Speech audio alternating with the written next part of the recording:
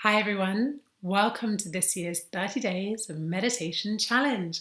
I'm so thrilled that you're joining me and I can't wait to meditate with you and talk to you and hang out with you throughout May.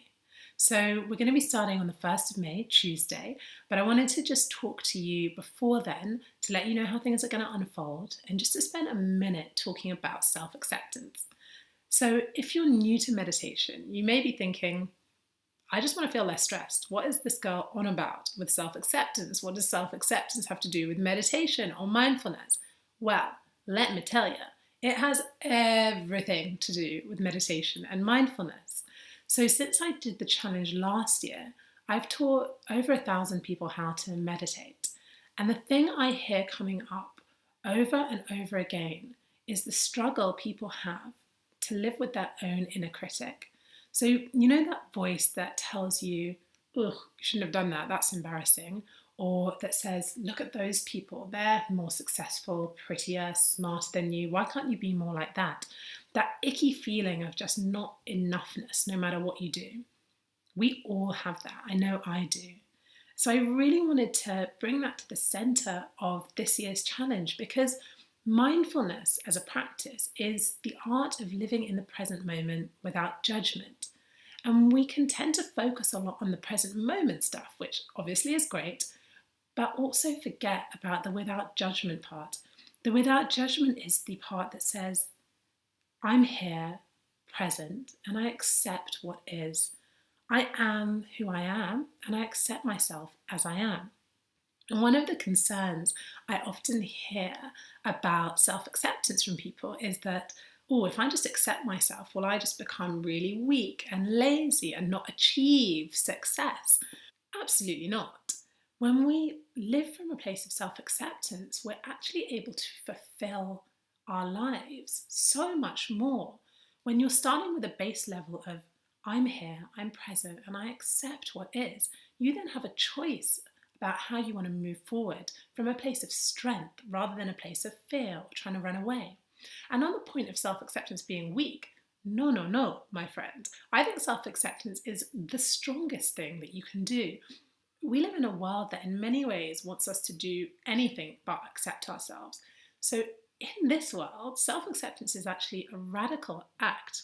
That's what I think, anyway. So that's my little riff on self-acceptance. How are things going to go down practically? So it's super simple. Every single morning, you will get a new meditation in your inbox. It'll be in there by 4:30 a.m. for all my early birds and my international crew. And that's it. That's your meditation for the day, and you'll get a new meditation the next day.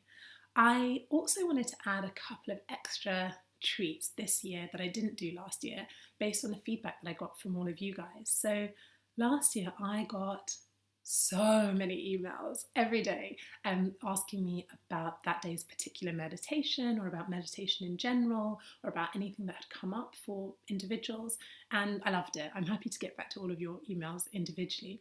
But what I found is that a lot of the answers that I was giving could have been super helpful for everyone. So this year, every Friday, I'm going to record a Q&A answering all of the questions that I've received that week, and I'll be posting that to my YouTube channel. So make sure you subscribe to get an alert when that comes through. And the other thing I'm doing is, if you're an Instagrammer, I'm going to be using my Instagram account to go on my own little journey of self-acceptance, where every week I will be sharing the journey, I guess, of parts of my life that I have had to come into acceptance with, or things that I've struggled to accept myself with, and how I've overcome that. And the reason I want to do that is one of the biggest enemies, shall we say, to self acceptance is shame. Feeling that you're particularly weird or deficient or isolated. And I just have to tell you or everyone or whoever will listen that you do not need to be ashamed of anything. Anything that you've done or you've felt or you're embarrassed about, there will be hundreds, thousands, hundreds of thousands of people who have felt the same way. And the more that we can share those little parts of ourselves that we think, oh, that's not fit for other people's eyes, the more that we'll all realize that we're okay as we are. So I think that's it. With all of that said, I just want to leave you with one of my favourite quotes by Pema Chodron, and she says, "The practice of meditation is not to throw ourselves away to become something better. It is to befriend who we already are." And that's what I want us to do together over the next 30 days, to befriend ourselves as we are.